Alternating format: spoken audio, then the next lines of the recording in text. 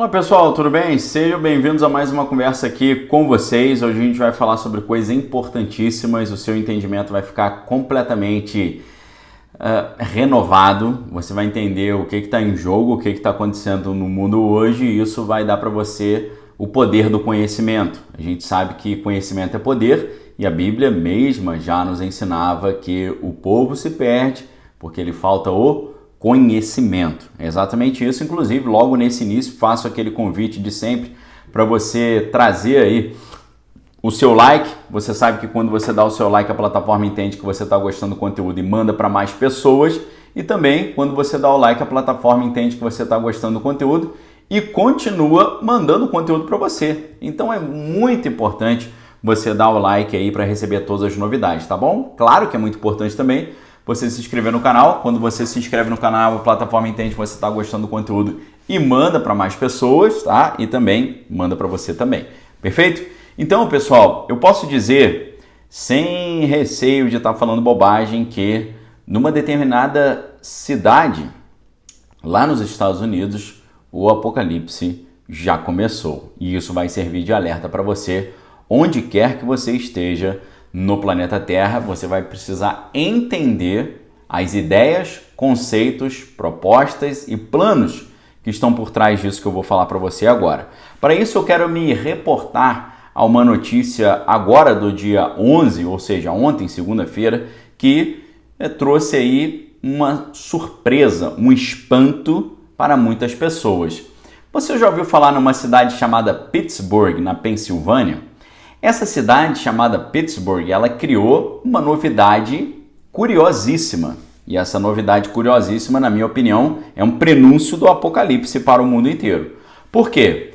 Eles decidiram que entre 3 da madrugada e 7 da manhã, o sistema de segurança não vai mais responder pedidos de ajuda. E eu queria perguntar para você se você tinha ouvido essa notícia. Essa notícia não ganhou destaque nenhum, nem mesmo na mídia internacional. Foram poucas as pessoas que noticiaram.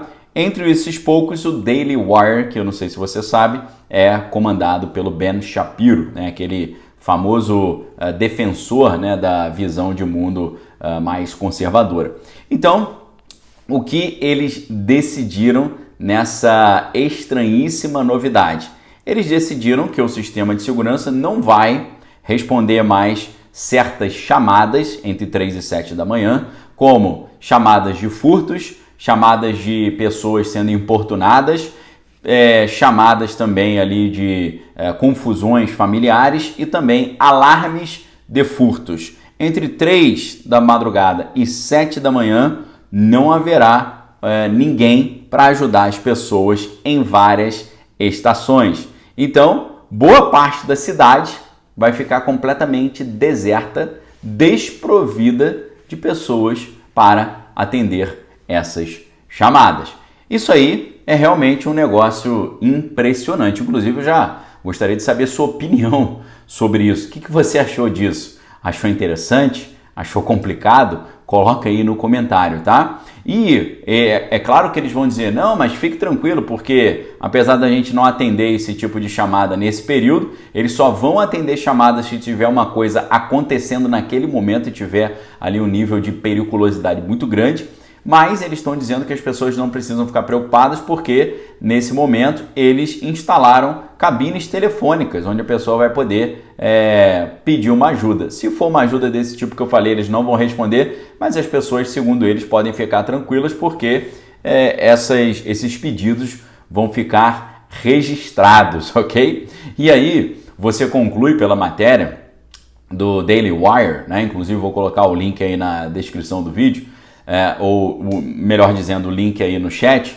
Você vai perceber que nessa matéria, apenas, dependendo do turno, apenas 22 homens estarão preparados ali para cobrir toda a cidade, tá? Aí você pensa assim, peraí, meu irmão, essa cidade aí é uma cidade grande, é uma cidade pequena?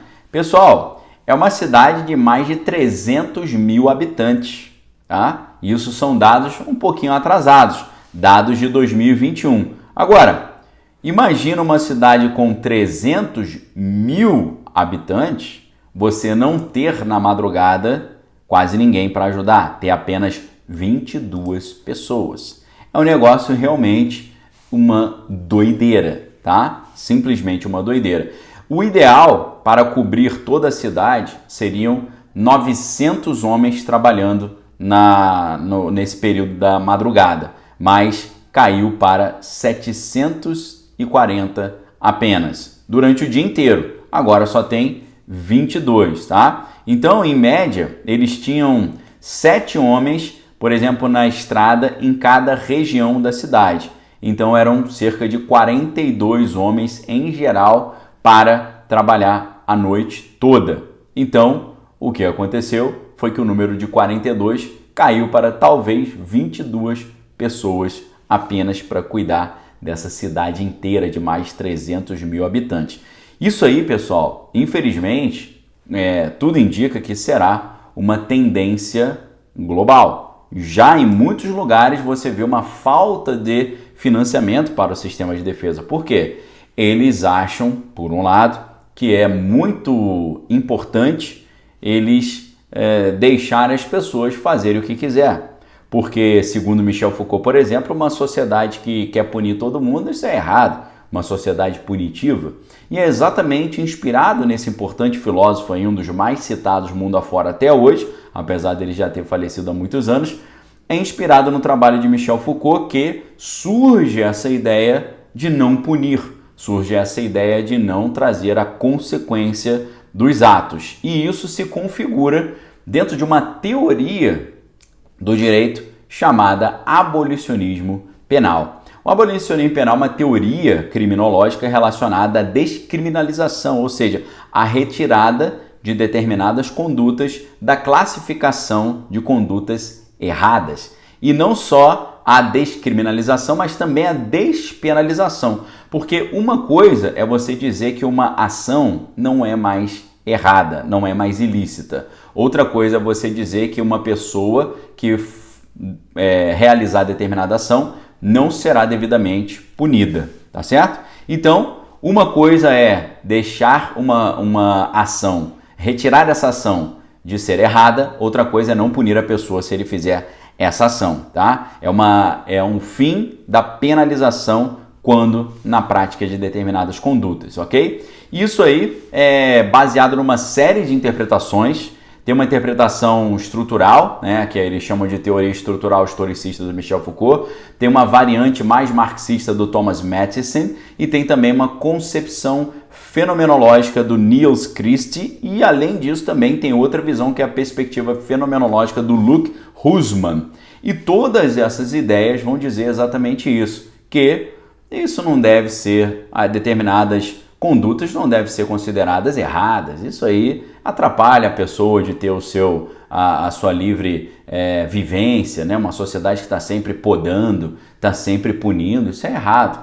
Na verdade, o que você sabe que está por trás disso é uma teoria total da instauração do caos numa sociedade, para que, instaurando-se o caos, principalmente na sociedade ocidental capitalista, conservadora, da sociedade de consumo. É claro que esse tipo de visão de mundo não ganha nenhum tipo de abertura em lugares como no território cubano, no território lá do Pudim, lá em Moscou, no território lá de Pequim. É claro que nesses lugares, esse tipo de doutrina do abolicionismo penal não vai ganhar repercussão nenhuma. Isso é uma teoria que o pessoal de lá implementa com muito sucesso aqui na sociedade ocidental, para fazer a sociedade ocidental sucumbir completamente. Enquanto que lá nesses lugares onde eu citei, pense nos norte-coreanos, pense lá no pessoal em Pequim, pessoal em Moscou, pessoal em Havana. Você acha que lá tem essa facilidade? É claro que não tem. Isso é um produto que eles vendem para os outros, mas que eles mesmos não consomem. E aí, nesse momento, eu gostaria de perguntar para você, você já tinha ouvido falar nisso, em abolicionismo penal? Você sabia que existe uma doutrina filosófica e jurídica nesse sentido? E isso aí é muito importante de você entender. É claro que isso aqui, por exemplo, é uma tendência que você já pode verificar anteriormente no próprio trabalho do Freud, quando ele está pensando a sociedade. Porque Freud, ele não está apenas pensando a psicologia individual. Ele está pensando como a psicologia individual influencia o coletivo. Isso aí a gente vê, por exemplo, no trabalho do Freud chamado Mal-Estar na Civilização, né? No original alemão Das Unbehagen in der Kultur, né? A inquietude na cultura, ou a inquietação na civilização. Nesse texto, Mal-Estar na Civilização ou Mal-Estar na Cultura, o Freud ele discute o fato de a cultura, e nesse trabalho ele está colocando a cultura como se fosse sinônimo de civilização.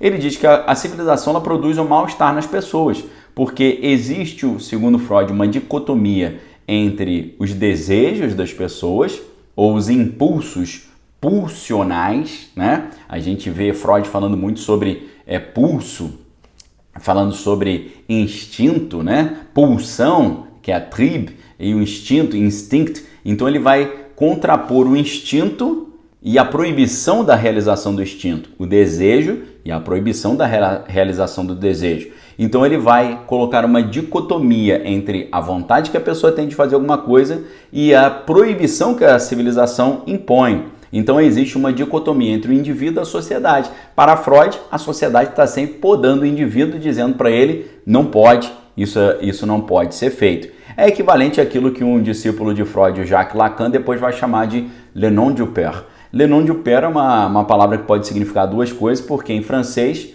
o som que a gente escuta quando ouve le nom pode ser o não ou pode ser o nome. Então ele vai dizer que o nome do pai e o não do pai. É como se o pai fosse aquele que só falasse não. E para Freud a sociedade é sempre uma sociedade que diz não, é sempre uma sociedade impeditiva e, para usar um termo de Michel Foucault, uma sociedade punitiva, que é o nome de um dos livros do Michel Foucault. Ele começa a refletir sobre isso mais claramente em trabalhos como Vigiar e Punir e depois na Sociedade Punitiva, tá?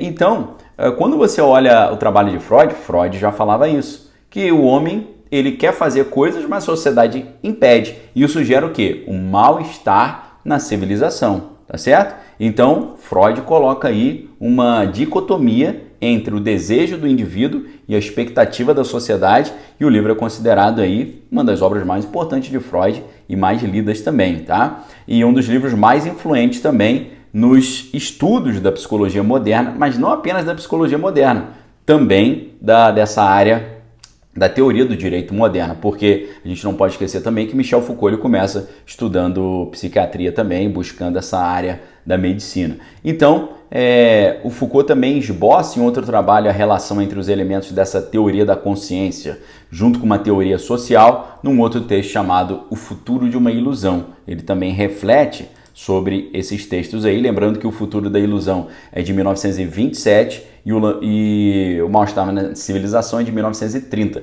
Então em Freud a gente já vê essa ideia, não deve punir, não deve dizer que é errado, não deve colocar o cara numa restrição ali da sua liberdade, não deve fazer isso. Só que a coisa mais estranha que a gente vê hoje é que existe ao mesmo tempo funcionando uma teoria que diz que não deve punir ninguém e uma teoria que diz que deve punir todo mundo, ok? Se por um lado você tem essa teoria do abolicionismo penal, do outro lado você tem o direito penal do inimigo. O direito penal do inimigo diz que os inimigos da sociedade devem ser tratados de uma forma diferente. Para eles não devem ter certas regalias, né? Então a gente vê isso muito claramente lá nos Estados Unidos, quando eles criam, por exemplo, o ato patriótico, dizendo que um cara que for suspeito de fazer coisas contra o Estado norte-americano, ele perde os seus direitos e ele perde ali alguns benefícios que um cidadão amigo do Estado teria. Então é curioso isso, né? Que ao mesmo tempo você vê rodando uma teoria que diz que não deve punir ninguém e outra teoria que diz que deve punir todo mundo, né? Esse talvez seja o verdadeiro mal-estar na civilização, né? Isso porque desde histórias como Robin Hood tem aquela ideia do herói, do bom herói, né? O herói mítico, que ele tira de quem tem muito para dar para quem tem pouco, né? Então o Robin Hood seria aquele cara que estaria equalizando a diferença da sociedade, a diferença de classes, né? Então ele seria quase que um marxista intuitivo ou um revolucionário marxista sem saber, né? Então você sabe que essa história ali remonta ao século XII, lá da Europa, nos tempos do rei Ricardo Coração de Leão, né? E época das grandes cruzadas também. E aí, muito habilidoso no arco e flecha, vivia na floresta lá de Sherwood, onde ele era ajudado por um grupo de amigos, né? Que faziam parte, né? O João Pequeno, o Fray Tuck, o Alan Dale, o Will Scarlett, entre outros moradores do bosque, né? Então ele valorizava a liberdade, a vida ao ar livre, o espírito aventureiro, né? E ele ficou conhecido como o príncipe dos furtadores, né? Então Robin Hood é aquela ideia do cara que tira de que tem muito para levar para quem tem pouco, né? Essa ideia que depois Rousseau traria como a ideia do bom selvagem, né? Duas diferentes maneiras de você olhar para a sociedade e interpretar o que é o homem e como governar o homem. Dependendo de como você entende o que é o homem, você vai defender uma maneira ou outra de como seria melhor governar o homem. Por exemplo, para Thomas Hobbes, no seu famoso trabalho Leviatã, o homem era o lobo do homem, ou seja, o homem se você deixar o homem sem regras, haveria o conflito de todos contra todos, porque, segundo ele, no termo latim que ele usa, homo homini lupus, ou seja, o homem é o lobo do próprio homem. E por isso, qual é a solução para esse homem que é o lobo do homem para Thomas Hobbes? Thomas Hobbes parte de uma antropologia filosófica tentando entender o que é o homem. Depois que ele entende o que é o homem, o que ele faz? Ele pensa uma maneira de como governar esse homem. Então ele cria a ideia do Leviatã, que é o seguinte: o homem precisa de um Estado poderoso para frear o conflito de todos contra todos e impedir que a sociedade entre num caos. Então, se o homem é o lobo do homem, precisa de uma sociedade forte com leis fortes. Já Rousseau vai pensar o homem totalmente contrário. Rousseau vai dizer que o homem é naturalmente bom, a sociedade que o corrompe. Para Thomas Hobbes, um homem é naturalmente mau e a sociedade conserta o homem.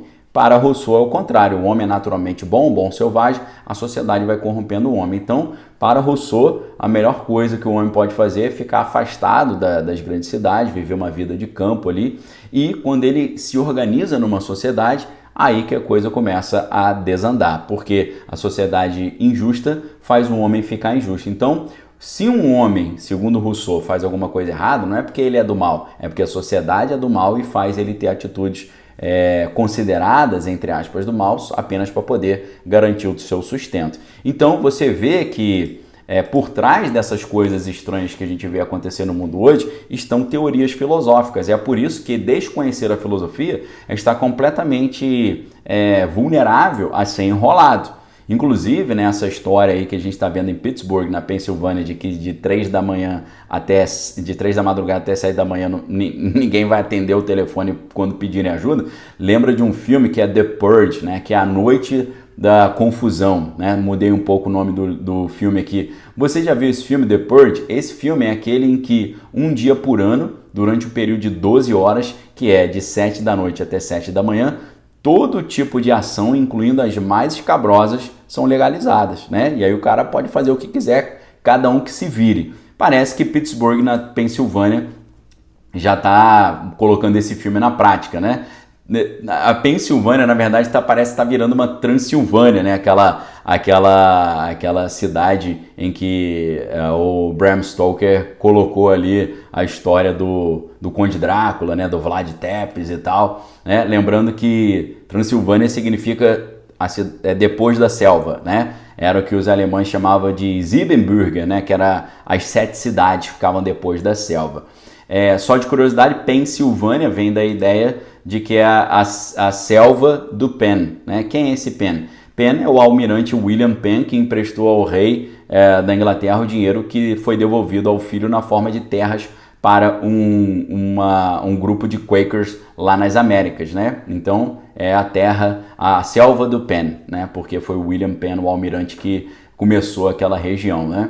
Então, isso que está acontecendo lá na Pensilvânia já é um protótipo do Apocalipse. Por quê? Porque o apóstolo Paulo diz em 1 Tessalonicenses, ou na segunda carta aos Tessalonicenses, melhor dizendo, que o filho da iniquidade, o filho da perdição, o anticristo, quando você olha a Bíblia chama ele de o iníquo, essa palavra em grego é anomos. Anomos significa sem lei, Nomos é lei. Anomia é não ter lei. Então você vê que essa ideia do abolicionismo penal, de não ter lei, isso está acontecendo lá na Pensilvânia, já é um prelúdio daquilo que a gente vai ver no final dos tempos.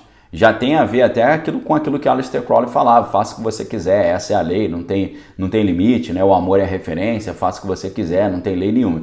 Então, literalmente isso que nós temos visto é um prenúncio do final dos tempos, ok? E eu gostaria de mostrar para vocês, a partir desse momento lá na Arca, como isso é apresentado dentro do maior sistema de propaganda que é o cinema hollywoodiano. O cinema hollywoodiano, ele traz ali uma série de programações preditivas, de operações psicológicas e de uma maneira estranhíssima de antecipar o futuro. Por isso eu gostaria de convidar para lá na Arca agora a gente estudar uma palestra muito especial que eu vou trazer para vocês, chamada O Lado Oculto de Hollywood. Nessa palestra eu vou comparar alguns filmes com a realidade e mostrar como é que esses filmes previram o futuro e organizaram a mente e o comportamento das pessoas para mudanças que estavam por vir, ok? É muito simples você estar na Arca conosco, basta clicar no link que está aqui na descrição do vídeo e no link que está aqui no chat também. Minha sugestão, faça assinatura anual, porque quando você faz assinatura anual você tem acesso total a todo o conteúdo que está lá. Por isso, fica o convite, a gente está indo lá para a Arca fazer esse estudo agora, tá bom? Forte abraço para vocês, fique com Deus, examine todas as coisas, retém que é bom, e fica um convite para você, neste sábado eu vou dar uma palestra especial, gratuita, chamada Apagão da Internet 2024, o que está por trás, qual será o impacto se isso acontecer e o que fazer para se proteger. Essa palestra especial nesse sábado, dia 16/3, vai acontecer na Rua Turiaçu, 734, em Perdizes, São Paulo, a partir das 18 horas. Se você está muito longe e não conseguirá vir, tem uma boa notícia para você. Essa palestra vai ficar gravada para quem for assinante anual da Arca. Inclusive, se você já é um assinante mensal da Arca, quer virar um assinante anual, é simples, é só você mandar uma mensagem para o suporte. O suporte é só você entrar em contato pelo WhatsApp, DDD 21 96768 5997 e solicitar a sua mudança de categoria de assinante mensal para anual para ter acesso a todas essas palestras, ok? Forte abraço para vocês, fiquem com Deus, amém todas as coisas que é bom. Voltamos em breve com mais conteúdo exclusivo só aqui no nosso canal. Deus abençoe vocês, valeu!